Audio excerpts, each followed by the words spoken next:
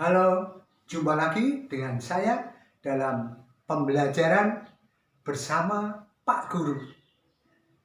Video keempat. Kali ini saya akan membicarakan mengenai kebahasaan yang digunakan di dalam teks fabel. Ada 6 kebahasaan yang dipakai di dalam fabel, yaitu kata sifat, kata keterangan, kata kerja pasif, kalimat langsung, kata sandang, dan kata hubung. Baik, yang pertama, kata sifat. Kata sifat adalah kata yang menerangkan kata benda. Cirinya, kata sifat itu bisa diberi kata penyangat, amat, sangat, sekali. Contohnya, merah, merah sekali, amat merah, sangat merah. Nah, maka kata merah pasti kata sifat. Yang kedua, kata keterangan. Kata keterangan ini ada banyak. Yang dominan di dalam teks fabel, kata keterangan yang digunakan adalah keterangan tempat dan keterangan waktu. Keterangan tempat dan keterangan waktu. Keterangan tempat itu menyangkut kata depan di, ke, dari. Maka itu semuanya akan membentuk keterangan tempat. Di rumah, di hutan, ke sungai, dari danau, semuanya ini adalah kata keterangan tempat. Yang kedua, keterangan waktu. Bisa diawali dengan pada waktu, ketika, kemarin, dan seterusnya. Pada waktu Kancil masih kecil, ia suka mencuri. Nah, pada waktu. Keterangan cara. Itu bisa menggunakan kata dengan atau dengan secara. Contohnya, Kancil masuk rumah dengan diam-diam. Dengan diam-diam itu keterangan cara. Kancil masuk rumah secara diam-diam. Secara diam-diam, keterangan cara. Yang berikutnya, keterangan alat. Menggunakan kata menggunakan, atau dengan menggunakan, atau dengan saja. Contohnya, Kancil menyiangi sawahnya dengan sabit. Dengan sabit adalah keterangan alat. Yang kata menggunakan, kata dengan, atau dengan menggunakan diikuti kata benda. Keterangan tujuan. Untuk, bagi, buat, supaya, agar. Untuk, bagi, buat, supaya, agar. Supaya naik kelas, aku belajar keras. Nah, supaya naik kelas ini keterangan tujuan. Keterangan sebab. Menggunakan kata karena, sebab. Ia sakit karena terlalu banyak makan pedas. Karena bisa, ya. Keterangan itu bisa diletakkan di awal, di antara subjek predikat, ataupun di akhir. Berikutnya, keterangan syarat. Menggunakan kata jika, asalkan, kalau, jikalau, dan seterusnya. Jika ingin naik kelas, kamu harus belajar keras. Nah, jika itu syarat. Keterangan akibat. Biasanya menggunakan sehingga, akibatnya, hingga menjadi, dan seterusnya. Ya. Karena malas belajar, akibatnya ia tidak naik kelas. Akibatnya. Ya. Keterangan derajat kualitas. menggunakan kata bermacam-macam, misalnya yang menyatakan, menyangatkan sebetulnya ya. Misalnya berolahragalah sebanyak-banyaknya. Nah, sebanyak-banyaknya ini adalah kata keterangan derajat atau kualitas. Ia membawa pisang banyak sekali. Banyak sekali ini juga keterangan kualitas. Ini kata keterangan ya. Berikutnya kata kerja. Ada dua macam kata kerja. Kata kerja aktif dan kata kerja pasif. Kata kerja aktif itu subjeknya melakukan tindakan di dalam kalimat. Untuk menentukan atau mengetahui itu aktif atau pasif, itu dilihat dari subjeknya.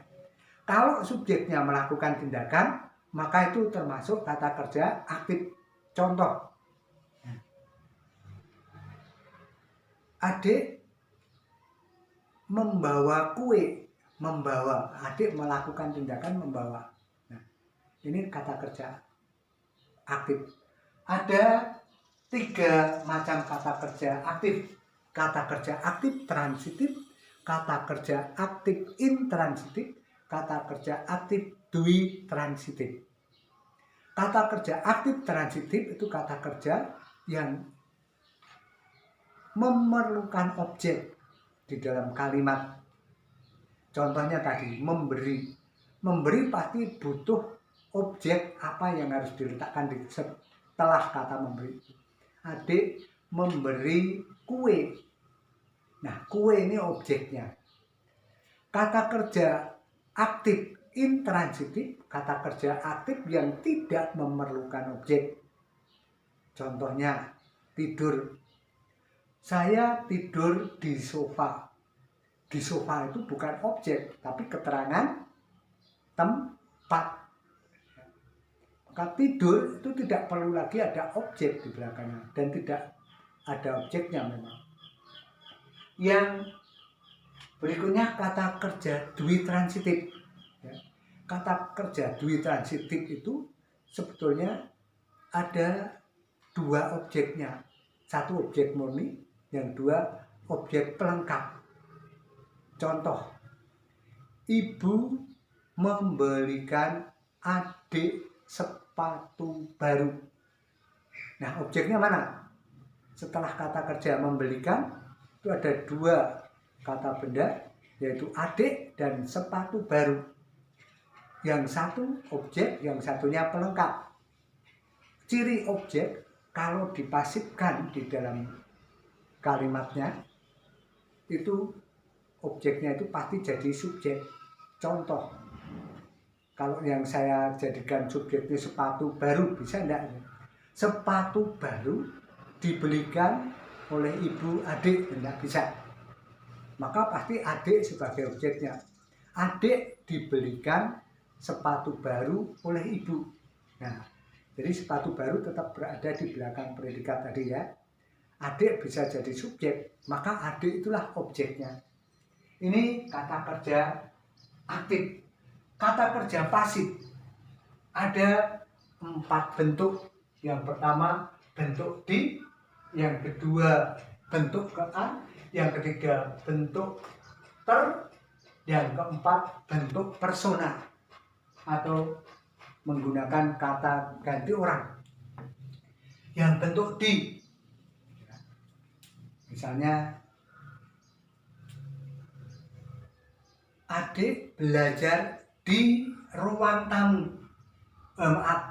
Adik belajar di ruang tamu itu, di ruang tamu itu pasti bukan kata kerja pasif. Kenapa? Karena di ruang tamu membentuk tempat. Maka di situ bukan kata kerja pasif, tapi kata keterangan. Yang betul adalah adik dibawa ibu ke pasar. Dibawa penulisannya disambung. Kalau di kamar tadi penulisannya dipisah. Keterangan kalau menggunakan di pasti dipisah. Tapi kalau menjadi kata kerja, di situ disambung penulisannya. Yang kedua, bentuk kean. Sebelumnya saya ulang lagi mengenai menentukan kata kerja pasif ini. Kata kerja pasif itu kata kerja yang subjek ya dikenai tindakan. Kalau tadi kata kerja aktif, subjeknya melakukan tindakan, di sini dikenai tindakan. Ya, contoh menggunakan bentuk kean. Ya. Pisang itu, maaf, bukan pisang. Ya. Hidungnya kemasukan lintah. Yang dikenai tindakan apa? Hidungnya dikenai tindakan kemasukan. Berarti secara tidak sengaja dimasuki. Nah, ini dimasuki, maka ini pasif. Lalu bentuk ter. Ya. Kakinya terinjak gajah. Ter, tidak sengaja diinjak oleh gajah. Bentuk personal, menggunakan kata ganti orang. Misalnya kamu, ya. Tetapi kamu bukan sebagai subjeknya harus ada yang lain. Misalnya pisang itu kamu makan sampai habis, maka pisang itu subjeknya dikenai tindakan kamu makan. Jadi kamu di situ bukan subjek, kamu makanlah predikatnya.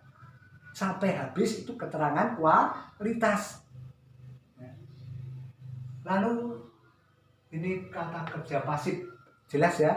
Berikutnya kalimat langsung.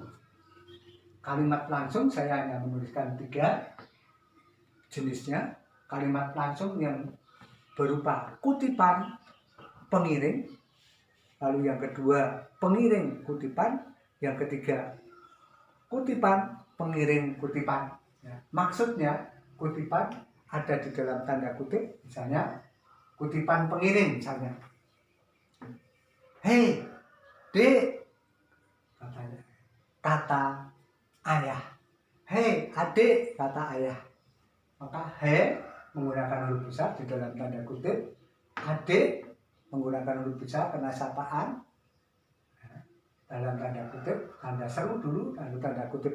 Ya. Lalu pengiringnya kata ayah. Kata ayah itu pengiring. Yang bentuk pengiring kutipan misalnya. Ibu berkata, ayo makan. Maka di sini kutipan pengiring, koma dalam tanda kutip, ayo makan. A-nya huruf besar ya, diawali dengan huruf besar. Ayo makan, lalu diakhiri dengan tanda seru. Tanda serunya atau tanda bacanya ada di dalam kutipan. Yang ketiga, kutipan pengiring kutipan. Contohnya, Dek, kemari, kata kakak, ada sesuatu. Kata kakak itu pengiring ya, lalu koma dalam tanda kutip, ada sesuatu.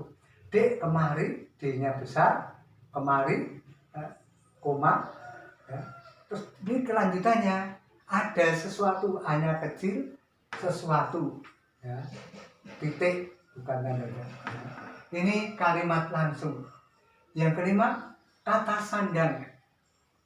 Kata sandang itu kata yang membentuk kata benda. Contohnya, kurus itu kata sifat. Setelah diberi si, itu kata sandang. Si kurus misalnya. Ini jadi kata benda. Yang dominan di dalam fabel itu hanya kata si dan sang. Sebetulnya masih ada kata sandang yang lain. Misalnya yang, dan, Sri, itu kata sandang juga. Sri Sultan, Sri Paus. Yang keenam, kata hubung yang menyatakan waktu. Di dalam fabel ada kata hubung yang menyatakan waktu. Kemudian si kancil pergi meninggalkan tempat itu. Lalu melompat-lompat ke girangan. Misalnya seperti itu. Nah, inilah anak-anak mengenai kebahasaan di dalam fabel. Baiklah, saya akhiri dulu pembelajaran kali ini.